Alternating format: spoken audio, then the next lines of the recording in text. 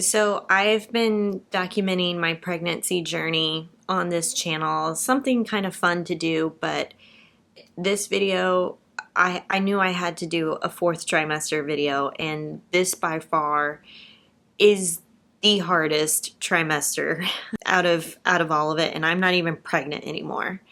And I wanted to take this time to just document this journey because where I'm at, I'm 13 weeks, almost 14 weeks postpartum. I wanted to document this so that I could look back on this 3 months from now, 6 months from now, a year from now, and just look at how far I've come, because these last 3 months of Quinn's life has just been very hard, very hard.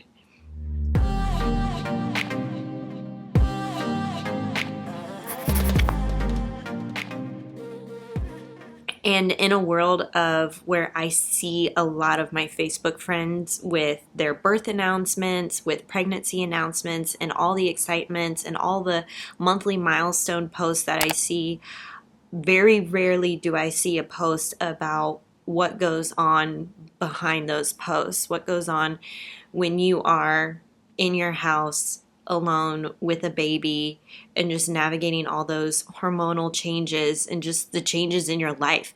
When you go from two people, you go from 0 kids to 1 kid. It's a huge change. It's a huge change to your lifestyle.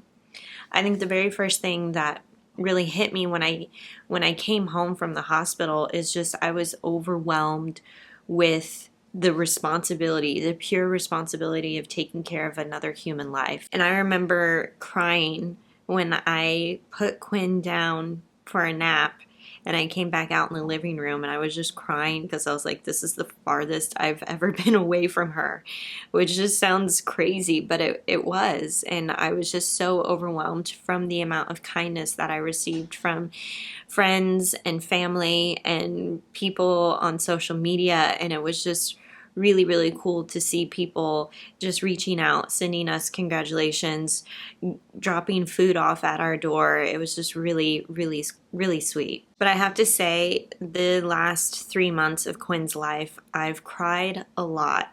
I cried so much just from being overwhelmed, and also learning after the first week of her life that she had severe hip dysplasia.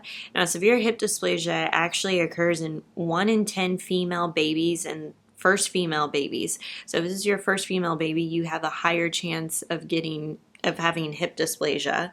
And if you have a breech baby, you can also have a higher chance of having hip dysplasia. She wasn't breech, she was head down, but they told me most likely she got hip dysplasia because of how she was packaged in the womb. And hip dysplasia means that her legs, the top of her legs, were completely dislocated from her hip sockets. So we've been in this Pavlik harness. I actually have one right here. It's just a wad of Velcro, but basically this thing keeps her legs spread out in a froggy style, and we've been in this hip harness for pretty much her entire life. After that first week, we've been in the harness, and I cried a lot just thinking about, like, will she be able to crawl? Will she be able to roll over? Will she be able to walk? What if she needs surgery? And all of these things. And we've made a ton of improvement, but it was just so overwhelming as a first-time mom to think about this thing. Like, I don't want her to have any issues, and I don't want to have to explain myself when I'm out in public, like what this Velcro contraption is. And I remember just, my mom came out the first 2.5 weeks, and I just was sobbing, not only because of that, but also because breastfeeding was a big challenge for us. And you know what? When I was pregnant, I said, well, breastfeeding, yeah. Like, if it works, great. I'd love to do it for 6 months, but if it doesn't work out, that's okay. I was kind of indifferent about it. But when she was born, oh my gosh, the desire and, like, the pure urge to just, like, breastfeed my baby was, like, overwhelming. And the truth is, she was born 5 pounds, 5 ounces, and she was just so tiny. She was a week early and also really small for being full term, and she just wasn't latching. She wasn't picking up the coordination of breastfeeding, and so thus began a very hard journey of trying to get her to latch, doing multiple lactation consultant appointments, just feeling super engorged and like milk is coming in, and I like my body is responding and saying yes, we're ready to go, and Quinn just not being able to get that coordination. And so I made the decision to pump, and I pumped for 12 weeks straight, and I was just bending over backwards trying to figure this out on top of hip dysplasia stuff. And when she's in that froggy position, it's hard to like get her comfortable while also keeping her legs open. So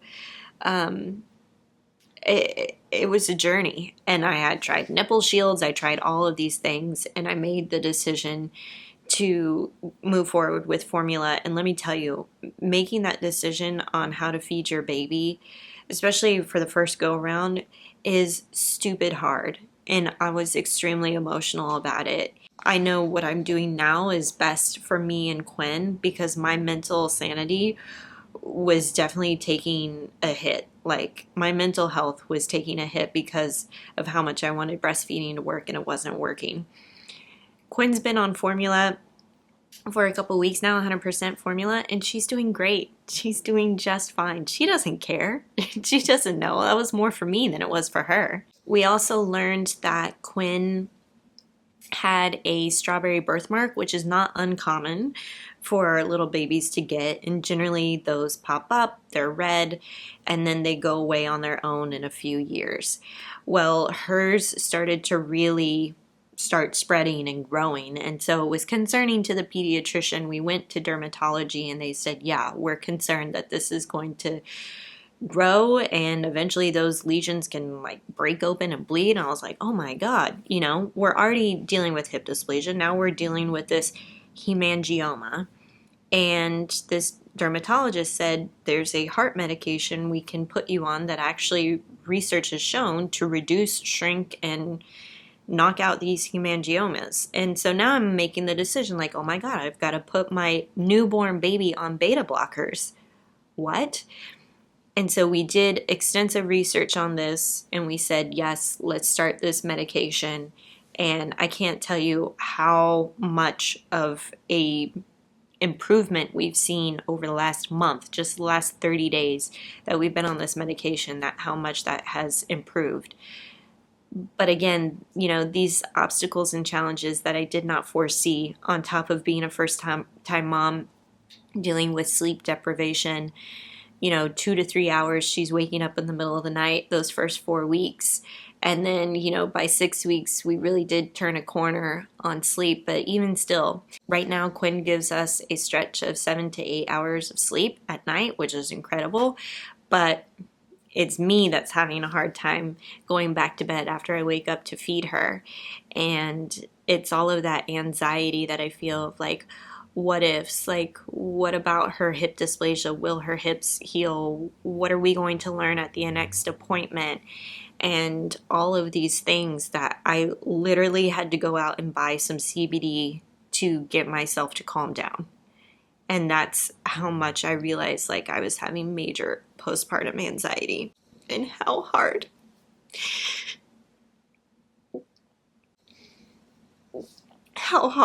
it is to take care of another human life. And don't get me wrong, I love Quinn and I'm so happy. She's such a happy girl. And all of these things, Kyle's told me, he's like, it's just a little bit of Velcro that she has to wear.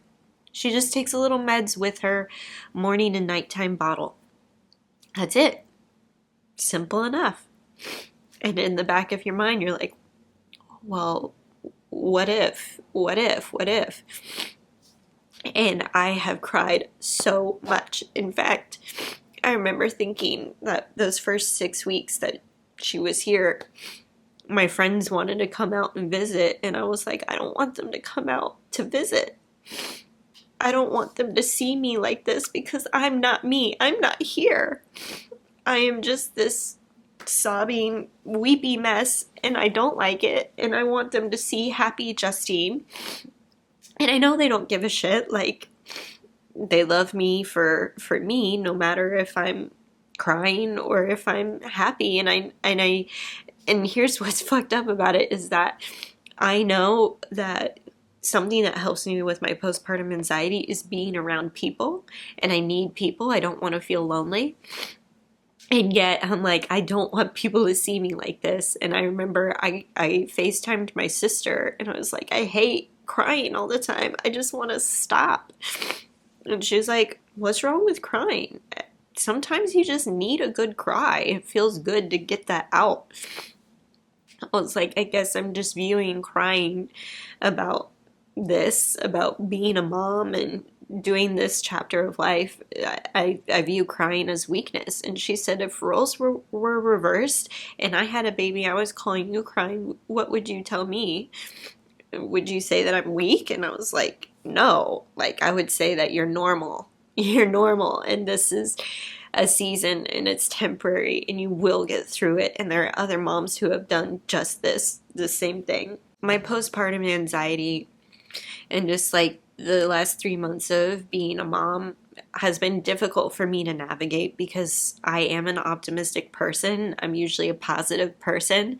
And so it's hard for me to be in the hole like this. And it's hard for me to, just feel all of these emotions and having all of these hormonal changes. So I wanted to make this video because I know that there are several of you out there that are about to go through this chapter or have already gone through this chapter, and I want to make postpartum experiences more normal and show that, hey, it's not always like loving your baby and loving and enjoying every moment of it, which I've gotten plenty of people say, enjoy every second, it goes by so fast. And also, this shit is hard. And it's difficult, and my anxiety has been through the roof, and it's been difficult for me to navigate my new life and viewing myself as this different person. How am I still going to focus on my business and take care of a newborn and figure out like what nanny am I going to bring in that I'm going to be comfortable with to take care of her while I'm working? All of these different things. And so I just wanted to shed a light that you're not alone and it is hard. And some of the things that has helped me get through this is movement, literally moving my body and using my body as a way to like release that anxiety, release those emotions. I've done that through yoga, strength training, and I just got cleared to do HIIT training by my pelvic floor PT. She's incredible. Visiting a pelvic floor physical therapist also is highly recommended for postpartum. Connecting with other mom friends. Literally, I've made 2 new mom friends here within the past couple of weeks, and it's been incredible. We go on stroller rides. We meet up, we text each other. I'm in part of a Facebook group. When I was in my hypnobirthing Facebook group, about 5 or 6 of us got into a private Facebook chat. We had all of our babies within a couple of weeks of each other, so we're going through this process together. I message them daily on Facebook chat, and we've never met. We've never met in real life, so it's really awesome. Also calling my family, calling my best friend, texting my other mom friends, calling my other mom friends, and just being as transparent as I can to say that I'm having a tough day and I'm having anxiety right now, and just talking through that. In fact, I texted my sister-in-law about this. I said, I'm having postpartum anxiety about, just Quinn's issues. And she said, the worry is never going to go away, no matter how old they are. You're always going to worry about them. But if you know that you are doing the very best you can as a mom, that's all you can ask of yourself. So be proud of yourself. And I was like, yeah, you're right. Like, I know I am doing the very best that I can. I'm absolutely doing what the doctors have told me to do to make her hips better, to heal this strawberry birthmark, to do all these things. I'm following that direction, and I know I'm caring for her, and I know that she's fed, she has a clean diaper, and I'm meeting her basic needs, as my girlfriend Marina told me. If you're meeting their basic needs, that's all you can do. And if you can also meet their needs on an emotional level and they're happy, that's great too. That's all you can ask of yourself for the very first year. I will say that each week has gotten better and better, just a little bit. And Kyle and I have kind of adopted this thing of what are 3 good things that happened today, and kind of reflecting on the day like that. And that has helped. I just wanted to share this video because I think it's important that we talk about postpartum in the 4th trimester. Dude, it's hard. It's so hard. You're not alone though. Whether you are a first-time mom or a first-time dad, because dads, their feelings are valid in this too. You feel like, your old life is just poof, gone. And there's a grieving process for that. And we all have to remember that they are only 3 months old for so long. They are only 4 weeks old for so long. Like the 2 to 3 hour sleep stretches that you get will gradually increase. I know.